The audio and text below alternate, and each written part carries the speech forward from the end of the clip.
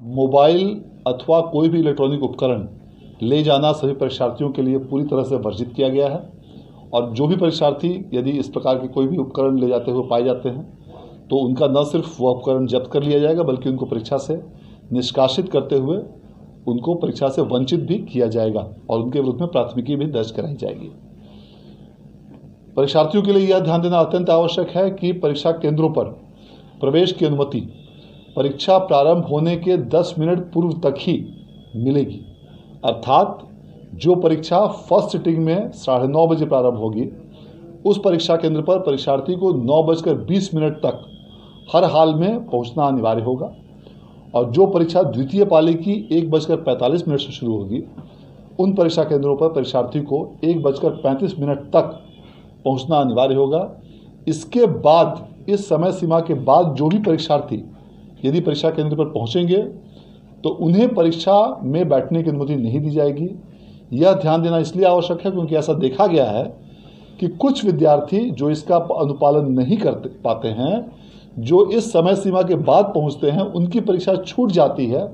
और फिर उनका पूरा वर्ष या तो व्यर्थ हो जाता है या उनको वैकल्पिक माध्यमों से अन्य परीक्षा में कंपार्टमेंटल या विशेष परीक्षा या अन्य जो भी वैकल्पिक उनके लिए माध्यम उपलब्ध हों उसमें बैठने की बाध्यता होती है। इसलिए यह अत्यंत आवश्यक है कि सभी परीक्षार्थियों से मैं अपील भी करना चाहूँगा कि आप निर्धारित समय से काफ़ी पूर्व परीक्षा केंद्रों पर पहुँचें और यह जो समय सीमा 10 मिनट की दी गई है यह अधिकतम सीमा है, इससे भी आप काफ़ी पहले पहुँचें ताकि आपको परीक्षा केंद्रों पर प्रवेश में किसी भी प्रकार की दिक्कत ना हो और ट्रैफिक जाम या इत्यादि अन्य किसी भी प्रकार की यदि जिले में कोई समस्या होती है उसके कारण आपको परीक्षा में किसी प्रकार की कठिनाई नहीं हो। इस परीक्षा केंद्रों पर पूरी तरह कड़ाई के साथ कदाचार रहित और स्वच्छ परीक्षा कराने के लिए बिहार विद्यालय परीक्षा समिति द्वारा सभी जिलों के डीएम्स को और एसपीज को आवश्यक दिशा निर्देश निर्गत किए गए हैं और इसके आलोक में सभी जिलों में पर्याप्त संख्या में दंडाधिकारी, पुलिस पदाधिकारी और पुलिस बलों की प्रतिनियुक्ति इन सभी परीक्षा केंद्रों पर की गई है। इसके साथ ही सभी जिलों में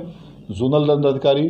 सुपर जोनल दंडाधिकारी और फ्लाइंग स्क्वाड्स की भी प्रतिनियुक्ति की गई है। परीक्षार्थियों का 2 बार फ्रिस्किंग करने का निर्देश दिया गया है, एक बार गेट पर और दूसरी बार जब परीक्षार्थी बैठ जाएंगे परीक्षा केंद्रों पर उस समय पुनः परीक्षार्थियों की दोबारा जांच कराई जाएगी और 25 परीक्षार्थियों पर एक वीक्षक की व्यवस्था की गई है और ये वीक्षक उन परीक्षार्थियों के सफल और कदाचार रहित परीक्षा संचालन के लिए पूरी तरह से जिम्मेवार होंगे और इस आशय का उन्हें घोषणा पत्र भी दिया जाना है। सभी परीक्षा केंद्रों पर संबंधित जिलों के संबंधित पदाधिकारियों द्वारा धारा 144 लागू कर दी गई है और इसके साथ साथ परीक्षा केंद्रों पर सीसीटीवी की भी व्यवस्था की गई है और प्रत्येक 500 परीक्षार्थियों पर वीडियो कैमरा की भी व्यवस्था की गई है